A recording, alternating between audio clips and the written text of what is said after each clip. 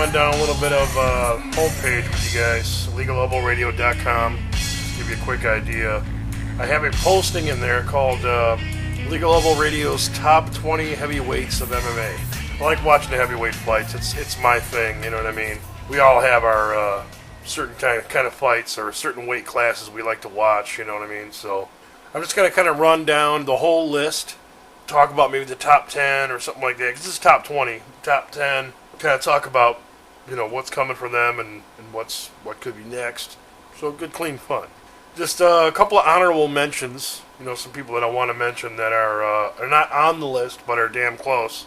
Dave Herman was one of them. His last couple of performances have kind of pissed me off lately. It's like he comes in there with no urgency, you know what I mean? No, he needs to come in there and start fucking throwing bows. And I think he just comes in there really too relaxed, I think. LeVar Johnson's another one. LeVar's been close to getting on the list. You know, one thing I want to say before I even get into any more of this is I want to tell people what this is based on, because I wanted to have just not your typical list where everybody's like, oh yeah, Junior DeSantos or Junior DeSantos is the best. It should be based on fairness. You know what I mean? Basically what I based it on was, one, your last 5 fights. I mean, because a lot of people, oh, you know, you're only as good as your last fight. Well, let's base it on the last 5 fights. What have they been doing lately? You know, let's not base it on the whole stinking career. What are they doing right now? Because right now tells us how they stack up. So last 5 fights, quality of opponent. Because I mean, you could be a gatekeeper in there facing nobodies, and activity is the last category. Activity, you got to be fighting active. You know, guys like, and I'm not ragging on him by any means. Overeem obviously has suffered a little bit in this list because he's been suspended. It's kind of out of his hands, you know what I mean? But he's still good on the list as well. But Shane Carwin's another one, you know, through injuries and stuff like that. He's having a really hard time. I don't know, man. I'm starting to think that maybe Shane Carwin might be done. But that's basically the criteria of the list. Last 5 fights, quality of opponents, and activity. So if you keep those 3 things in mind when you go through this list, I think a lot of you will agree. Because a lot of them out there, oh, Anderson Silva, pound for pound, best fighter ever. You know, I mean, we all know that. You know, I wanted to make a list that's fair for guys that are out there actively fighting, you know, fighting quality opponents. You know, I wanted to make it, you know, a straight up fair list. You know what I mean? So if you want to go check it out firsthand, it's illegalelbowradio.com, and then right in the you know, top row underneath the headline pictures and all that shit. There's a bunch of little buttons. You can click on the top IER's top 20 heavyweights of MMA. IER, obviously, Legal Elbow Radio. If you want to head over there, give it a look-see. See what you think. Gilbert Ivel was on honorable mention. The guy's been around forever, man. You know, he's got to at least have mention. Paul Montello, been around forever. Pedro Hizzle was mentioned. He's been around forever. Gabriel Gonzaga lost to Carwin, Dos Santos, Schaub. You know, I mean, he's faced some good opponents, so he's worth mentioning. Todd Duffy was worth mentioning, even though he's still new in the game, and I think he's 5-1. He's still very, very new. He's coming off an impressive win in SFL. Shane Del Rosario is also honorable mention, coming to 11-0, I think, coming into UFC. Nasty loss. Actually, nice win over LeVar Johnson. Lost to Miocic. Shane was a long layoff. Huge motorcycle accident a couple years ago. So, I mean, it was big stuff, you know. But number 20, we're going to get to it. Number 20, Mike Russow. 4-1 in his last 5. Chin of granite. Wins over Duffy, McCulley, Madsen, and Einamo. Those are all pretty good to good opponents, you know what I mean? Lost to Verdum. And Verdum looked fucking sick in that fight. Ben Rothwell recently came back, kicked Brendan Schaub's ass, knocked him the fuck out. It was a nice return for him, and he's a vet, man. The guy's been in the sport forever. 3-2 in his last 5. Wins over Gilbert Ivel. Chris Guillen lost to Mark Hunt, but his recent fight with Brendan Schaub was a newer, different Ben Rothwell to me. You know, I counted that guy out probably a year ago. You know, and I'm not ragging on the guy by no means, man. I've always respected him, but it's like, you know what? I just don't know if there's much left. And he just came back and he looked solid as hell. He looked in great shape. Shub's been on a nice little run, you know what I mean? He's had a couple of hiccups here and there, but beat him up, took him the fuck out. But 18, guy I was just talking about, Stipe Miocic, 4-1 in his last 5. Great run in the UFC until he met Struve. That was his, Stefan Struve just beat him up, you know what I mean? And just had every answer. I mean, the reach was there. Stipe going into some rounds, it just got ugly, man. You know, Stipe wasn't. It's a different match ram, man. You know what I mean? I think the reach had a big effect, man. You get a guy like Struve in there, you know what I mean? If he knows what to do with it, and you don't know what to do with it, it's a night of hell, man, big time. It's his first loss, you know, in the game, so he will be back. The guy's very talented, man. Very talented, very new in the sport. Number 17, Travis Brown. coming off a loss. Antonio Silva. Antonio Silva knocked him out. But I want to go ahead and point this out, too. Actually, probably mid-first round. You could tell Travis blew out his fucking knee. You could totally tell. You could tell, man. It was easy to see that something was wrong with this dude's knee. You know, and you can tell he's bouncing around. And he had no footing, and it just played right into the hands of Antonio Silva. Antonio Silva was able to just fucking load up and let him fly, and it was nasty. Brown could not get out of the way to help himself, you know what I mean? Brown will be back, man. Brown's had a promising career. This is his first loss. Number 16, Matt Mitrione, 4-1 in his last 5. Wins over Moorcraft, Beltran, Tim Hague, Kimbo, Marcus Jones. Lost to Congo. Mitrione, it was just he was just outgunned, man. I mean, you get a guy like Congo. If you don't take him down, if you want to stand with him, you're standing with a badass. And if you can't get inside and get him right on the chin, he's gonna get you, basically. Congo's a gamed opponent for anybody in stand-up. If you cannot get his chin, I mean, that's just the fighter he is. He's a solid gatekeeper as of right now. Mitrione is stepping in for Shane Carwin, which I thought was pretty cool, but almost a bad decision because he's taking on Roy Nelson. Roy Nelson, yeah, shorter, bigger guy, much better wrestler than Congo. I think it's even worse matchup than Mitrione versus Congo. I think it's a worse matchup for him. You're talking about a puncher that's just as good, a wrestler that's even better, and this guy can take a fucking punch coming out of Louisiana. Roy Nelson, time and time again, has proved he's got a much better chin than Congo does. We've seen Congo go down from some big shots, you know what I mean? But Roy takes some big shots, and he's not going to be able to take them forever, obviously, but I don't know, man. I think it's a bad matchup for Mitrione. Mitrione's guy, I think, in my opinion. It's commendable to step in and take the fight, because I think he's just going to get out-wrestled, out-struck, and he's going to get dominated. That's what I think. That's just my opinion. He has showed us some good talent in the past. So, I mean, if he were to pull off an upset, it would be damn near shocking, man. I'd be beside myself, to be honest with you. Personally, I mean, without really ragging on the guy, because I think he's got a hell of a future, I think he's going to get his fucking ass kicked. And a guy we just talked about, Czech Congo at number 15, 3-1-1 in his last 5, wins over Barry, Mitrione, Wintello, lost to Mir, Velasquez, and a recent loss to Mark Hunt. Like I said, man, gatekeeper status. This guy has got a consistent record of 2 wins, loss, 2 wins, loss, lost, win, lost, win. I mean, pretty consistent. He's got a great record, but it's as of lately, in the past couple of years, when he gets to the fights that he really needs to win, he doesn't win them. Number 14, and I want to remind you guys too, man, don't forget, this is it's all based on your last 5 fights, quality of opponent, and because you can get a guy in there like Czech Congo.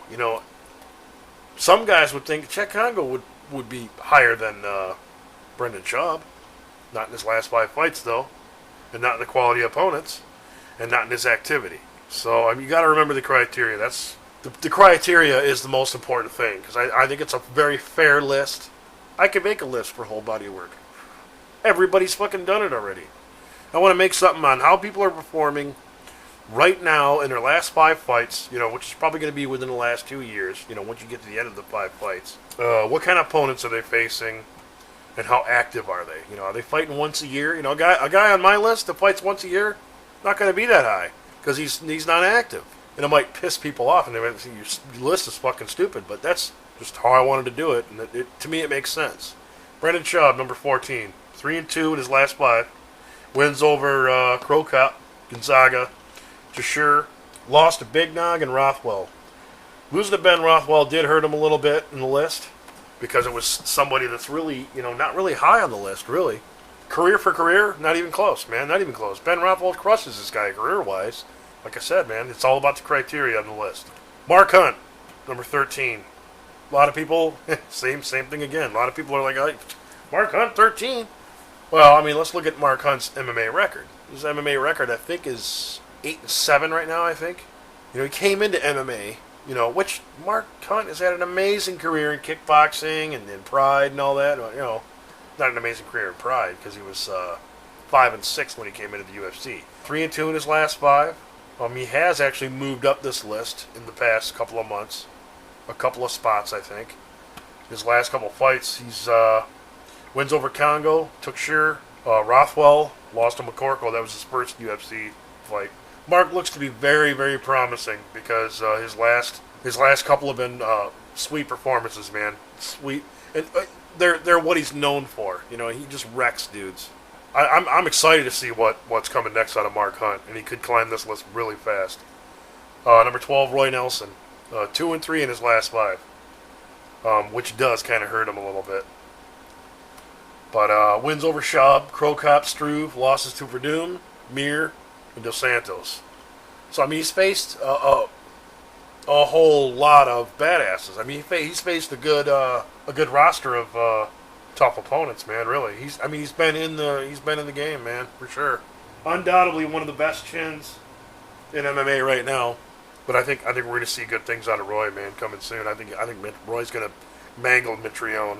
Roy's taking a lot of shots to the chin, man, and it takes. How long can the chin stay? You know what I mean? That's the question. We've seen it with Arlovsky. You know what I mean? We've seen it with guys. Sad to say it, man, but Chuck Liddell.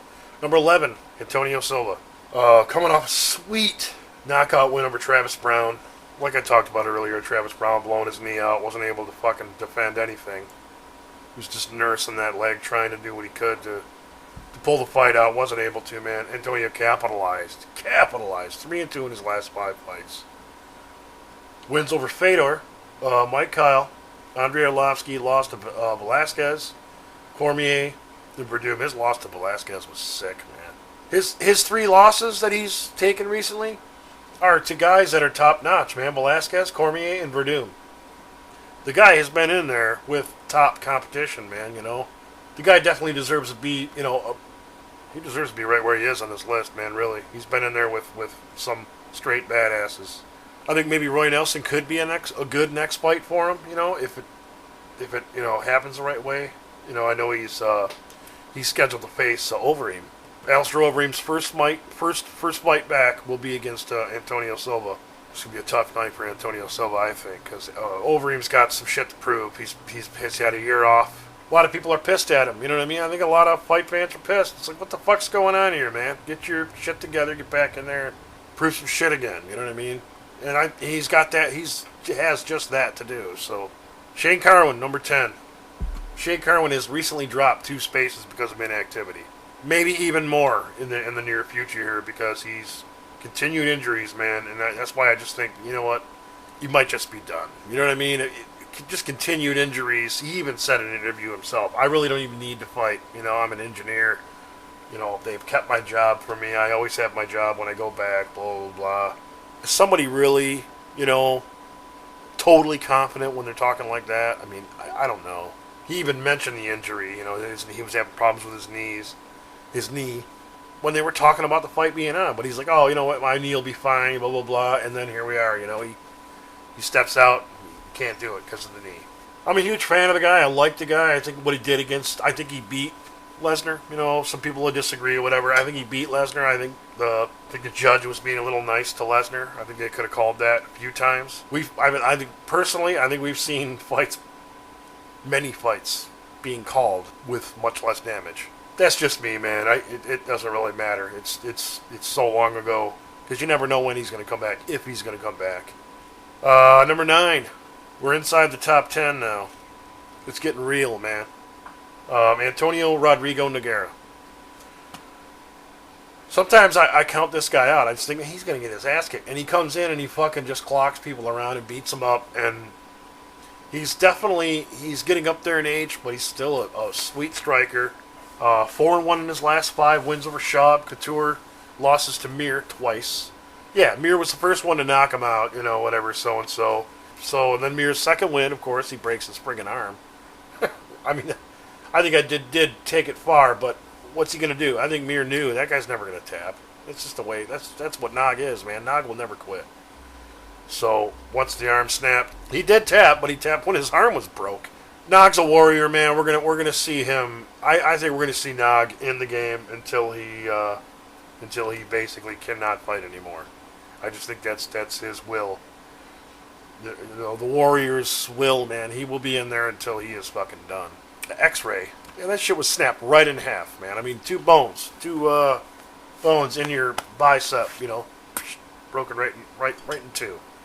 All right, we move on to number 8, Stefan Struve. 4-1 in his last 5. Wins over Miocic. Sick ass win. Nice win, man. Johnson, Berry, Moorcraft, Wintello, Herman. Lost to Nelson and Brown. I think a Brown rematch is kind of in order, maybe.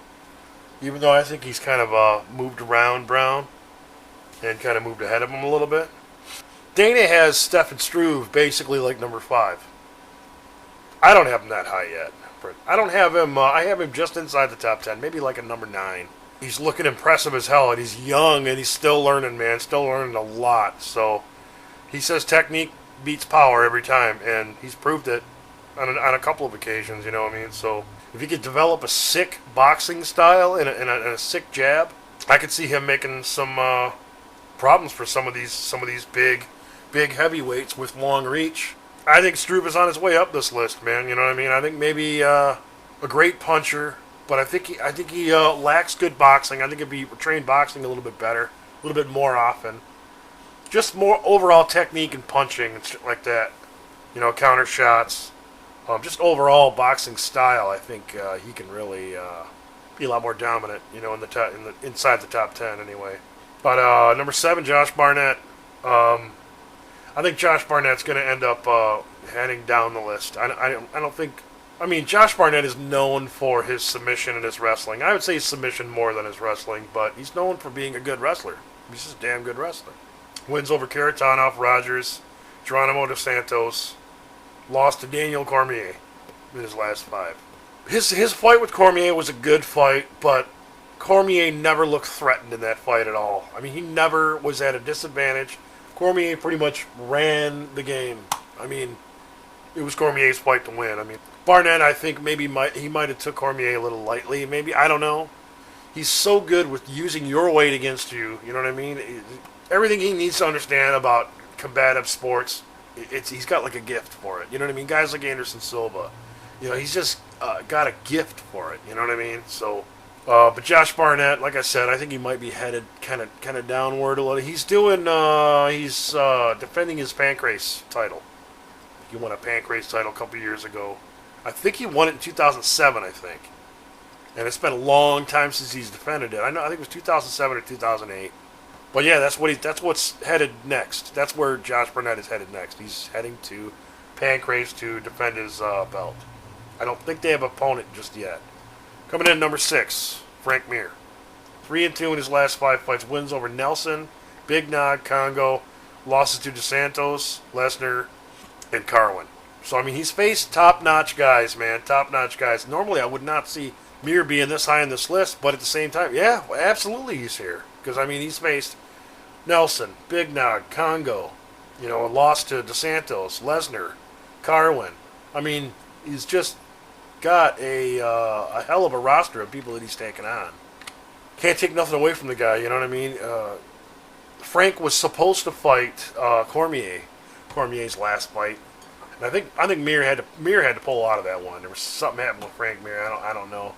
He's just injured in training. I guess they don't have to disclose it. Number 5, Alistair Overeem dropped 2 spots, I think, in the last year. 5-0 his last 5. I mean, that's one thing that was really hard for him to fall on this list because he's 5-0 in his last 5 fights. Wins over Lesnar, Badr Hari, which was K1. I can't really count that. You know what I mean? I mean, it's still MMA. I mean, but it's kickboxing at the same time. So I mean, it wasn't not exactly the same thing. Wins over Fujita, Duffy, Rogers, Verdum, Thompson. Overeem has fallen on some pretty hard times. The usage of TRT, PEDs, whatever you want to call them.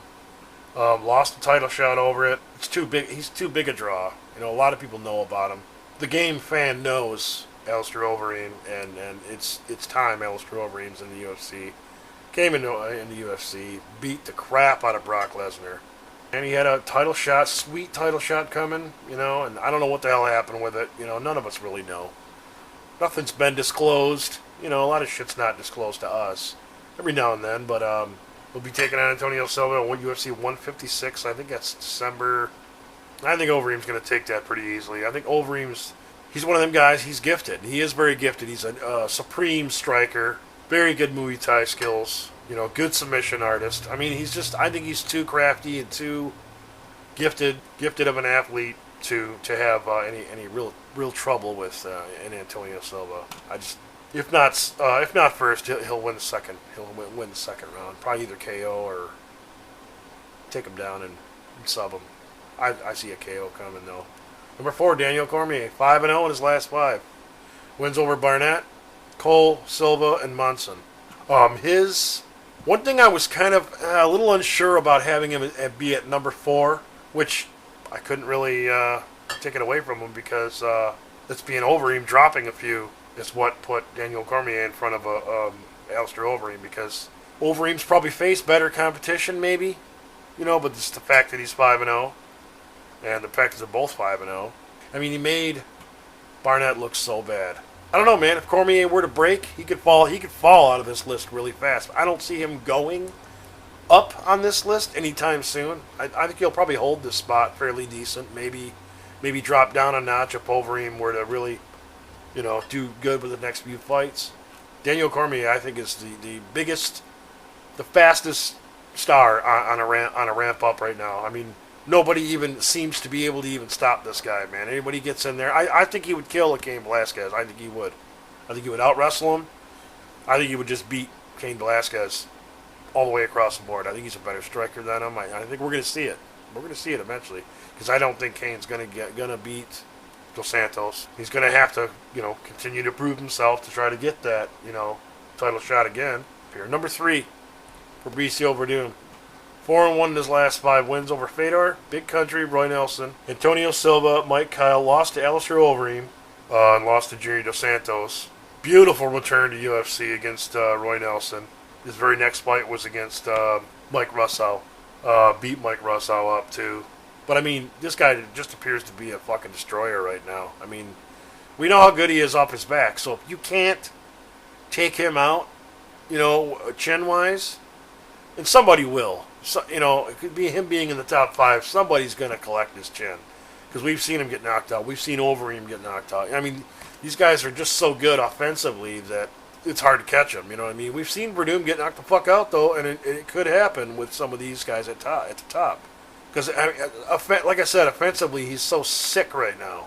Rafael Cordero has been training him for the last, year, maybe 2. Also the same guy that trains the Axe Murderer. The guy has a way of training guys, man, and he's brought a different fighter out of Verdum as far as I'm concerned, man. Verdum is great in Strikeforce, but Verdum in UFC is miles different from the Verdum we're seeing, and miles different than the Verdum we saw in Strikeforce. I mean, the UFC to Strikeforce difference is just insane. It's nuts. Number 2, obviously, Cain Velasquez, 4-1 in his last 5. Wins over Lesnar, Antonio, Rodrigo Nogueira, Congo, Rothwell, Stonich, Silva, lost to Dos Santos. Cain came back and fought Antonio Silva and had to really make a statement with that fight. It was just an elbowy fucking sick ass mess. I just don't see him having the caliber striking technique / power and just athletic ability to move and be on the move against, in my opinion, a tried and true champion of Junior Dos Santos, which is number 1, obviously. 5-0 in his last 5. Wins over Velasquez, Carwin, Gonzaga, Nelson, Krokop, Ivo, and Mir. Tried true champ at this point, in my opinion. Mir did good. I mean, just fell to the dominance of a ass kicking puncher, boxer. Nobody knows what he's like on his back because he's never been there yet. If he has, he didn't stay there for very long. I think Junior Dos Santos is going to hold this spot for a long time. I think he's going to hold the belt a long time. It's going to take a guy that can take a lot of punishment and find a way inside and to really test the. Somebody's got to get him there and test his jiu-jitsu to see if he really even has any. He's got to have it. You know what I mean? So I don't know, man. I don't know. But that's the list, man. I hope you guys like it. Like I said, I ran down all the fighters and what I think could be coming next. Hope you guys appreciate the list. Because it takes a long fucking time to do this shit. Just don't forget the criteria of the list. That's the one most important thing of this is it's based on last 5 fights, quality of opponents, and activity. So as long as you focus on those 3 key points of this top 20 heavyweights of MMA list, I think you guys will understand that, it makes sense, So anyway, guys, sub, like always, man, comment, and I'll see you guys next time, man. Thanks.